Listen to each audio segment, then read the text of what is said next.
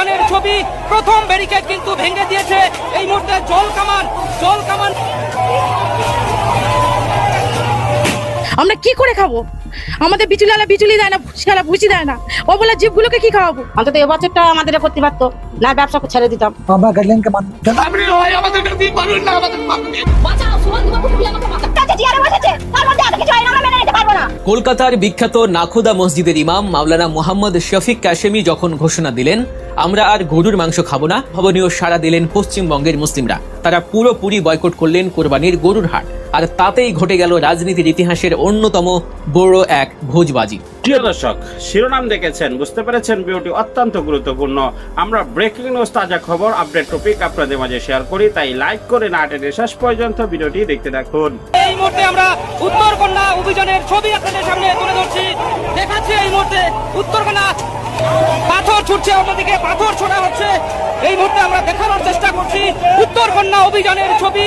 প্রথম ব্যারিকেড কিন্তু ভেঙে দিয়েছে এই মুহূর্তে জল কামান।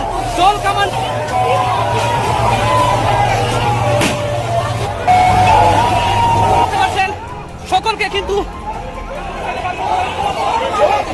যেখানে সেখানে কিন্তু মানুষ জটলা পাকিয়ে রয়েছে, তাদেরকে কিন্তু সরিয়ে দিচ্ছে পুলিশ।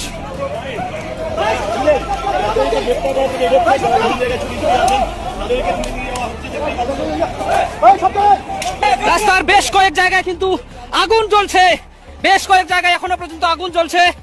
পরিস্থিতি সম্পূর্ণ নিয়ন্ত্রণে আনার চেষ্টা চালাচ্ছে পুলিশ, বিশাল পুলিশ বাহিনী, র্যাব। দেখুন এখনো কিন্তু রাস্তার বেশ কয়েক জায়গায় আগুন জ্বলছে এবং সম্পূর্ণ পরিস্থিতি নিয়ন্ত্রণে আনার চেষ্টা চালিয়ে যাচ্ছে পুলিশ।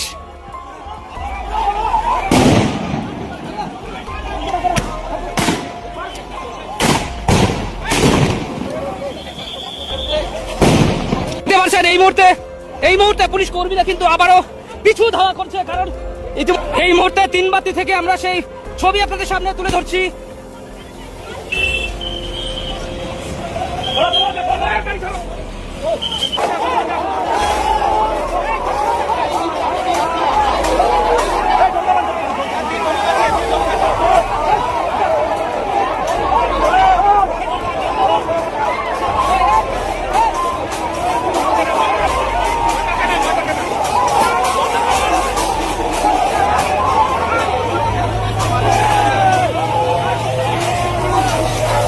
আপনি হয় আমাদের কাছে পারবেন না, আমাদের বাঁচাও, সুমন বাবু ফুল আমাকে বাঁচাও। কাছে জিয়ারে বসেছে, তার মধ্যে এত কিছু আইন আমরা মেনে নিতে পারবো না। কলকাতার বিখ্যাত নাখোদা মসজিদের ইমাম মাওলানা মোহাম্মদ শফিক কাশেমি যখন ঘোষণা দিলেন আমরা আর গরুর মাংস খাবো না, হিন্দু ভাইদের গোমাতাকে সম্মান জানিয়ে আমরা চাই সরকার আইন করে গরুকে জাতীয় পশু ঘোষণা করুক, তখন কেউ ভাবতেও পারেনি এর পরিণতি কি হতে চলেছে।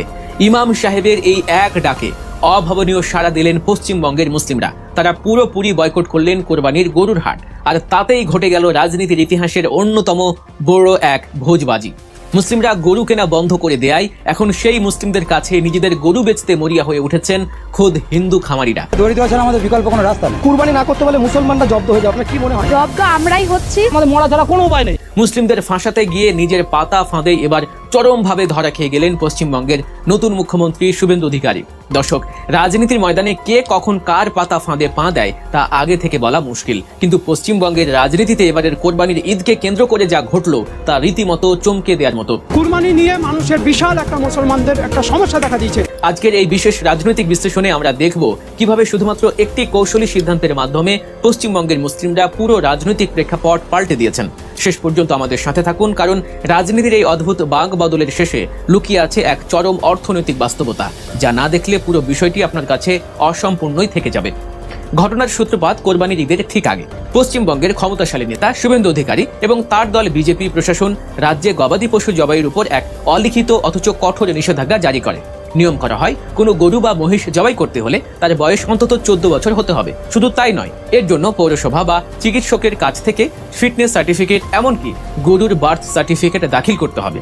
প্রশাসন ও কট্টরপন্থী নেতাদের নির্দেশিকা এতটাই কঠোর ছিল যে রাস্তায় রাস্তায় বিজেপি বিধায়ক এবং তাদের সমর্থকরা গাড়ি আটকে গরুর কাগজ চেক করা শুরু করেন। গরুর জন্ম সনদ খোঁজার মতো এমন হাস্যকর ও অতিরঞ্জিত আইনি ফাঁদ তৈরি করে প্রশাসন মূলত সাধারণ কৃষক ও ক্রেতাদের চরম হয়রানির মুখে ঠেলে দিচ্ছিল। কিন্তু এখানেই হিসেবে সবচেয়ে বড় ভুলটি করে বসেন শুভেন্দু অধিকারী। তিনি বা তার দল হয়তো ভাবতেও পারেনি যে এর বিপরীতে মুসলিমদের প্রতিক্রিয়া কতটা শান্ত এবং কৌশলগত হতে পারে। মুসলিমদের এই যুগান্তকারী মাস্টার স্ট্রোকের প্রধান রূপকার ছিলেন কলকাতার ঐতিহ্যবাহী নাখোদা মসজিদের ইমাম মাওলানা মোহাম্মদ শফিক কাশেমি। তিনি মুসলিম সম্প্রদায়ের প্রতি এক সুচিন্তিত আহ্বান জানান। তিনি বলেন, শুধু কোরবানি নয়, আমরা গরুর মাংস খাওয়াই বন্ধ করে দেব। হিন্দু ভাইরা গরুকে গোমাতা বলে সম্মান করেন, আমরা তাদের সেই আবেগকে সম্মান জানাই। আমরা চাই সরকার আইন করে গরুকে জাতীয় পশু ঘোষণা করুক এবং ভারত থেকে সব ধরনের গরুর মাংস রফতানি চিরতরে নিষিদ্ধ করুক। ইমাম সাহেবের এই একটি মাত্র বিবৃতি পুরো পশ্চিমবঙ্গের চিত্র নিমিষেই পাল্টে দেয়। কোরবানির হাটে মুসলিমদের যে ভিড় হওয়ার কথা ছিল তা মুহূর্তের মধ্যেই উধাও হয়ে যায়। মুসলিম ক্রেতারা একযোগে গরুর হাট বয়কট করেন। তারা পরিষ্কার জানিয়ে দেন যে পশু নিয়ে এত রাজনীতি, যে পশু কিনলে রাস্তায় হেনস্থা হতে হয়, সেই পশু আমরা কিনবই না। এর বদলে তারা ছাগল, ভেড়া এবং অন্যান্য পশুর দিকে ঝুঁকে পড়েন। প্রচুর ছাগল আর এবং অনেক চড়া দামে বিক্রি হচ্ছে, একটাই কারণে সেটা হচ্ছে গরু বিক্রি হচ্ছে। ফলে ছাগলের হাটগুলোতে উপচে পড়া ভিড় লক্ষ্য করা গেলেও গরুর হাটগুলো হয়ে পড়ে একদম শুনশান, ক্রেতা শূন্য। আর ঠিক এখানেই বুমেরাং হয়ে ফিরে আসে শুভেন্দু অধিকারীর সেই রাজনৈতিক চাল। কারণ পশ্চিমবঙ্গে যারা বাণিজ্যিকভাবে গরু লালন পালন করেন তাদের বেশিরভাগই প্রান্তিক হিন্দু খামারি। মুর্শিদাবাদের দমকল থেকে শুরু করে গোটা রাজ্যের পশুর হাটগুলো এখন সম্পূর্ণ ক্রেতা শূন্য। সারা বছর ধরে এই ভারতের পশ্চিমবঙ্গে সাধারণ শিক্ষা প্রতিষ্ঠানের পর এবার রাজ্যের সব মাদ্রাসায় বাধ্যতামূলকভাবে বন্দে মাতরম গানটি গাওয়ার নিয়ম চালু করা হয়েছে।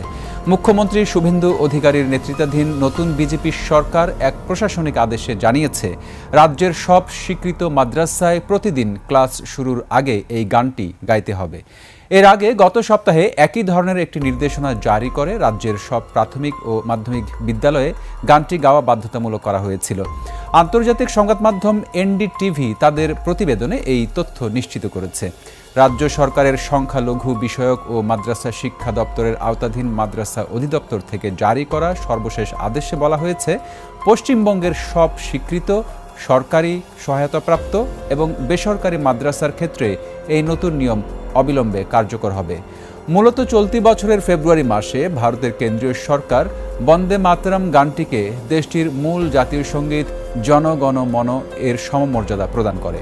কেন্দ্রীয় সরকারের সেই সিদ্ধান্তের ধারাবাহিকতায় এবার রাজ্য স্তরেও বিভিন্ন সরকারি অনুষ্ঠান ও শিক্ষা প্রতিষ্ঠানের প্রাত্যহিক কর্মসূচিতে জাতীয় সঙ্গীতের পাশাপাশি বন্দে মাতরম এর পূর্ণাঙ্গ ৬টি স্তবক গাওয়া বাধ্যতামূলক করার এই প্রক্রিয়া শুরু হলো। প্রিয় দর্শক, সম্পূর্ণ ভিডিওটি দেখলেন, বুঝতে পেরেছেন ভিডিওটি গুরুত্বপূর্ণ। আমরা ব্রেকিং নিউজ, সকল আপডেট এবং ভিডিও, সকল আপডেট এবং ট্রেন্ডিং এ থাকা সকল বিষয় আপনাদের মাঝে শেয়ার করি। অবশ্যই আমাদের চ্যানেলটিকে সাবস্ক্রাইব করে বেল বাটনটি অন করে দিবেন। বিদায় নিচ্ছি, আসসালামু আলাইকুম ওয়া রাহমাতুল্লাহ।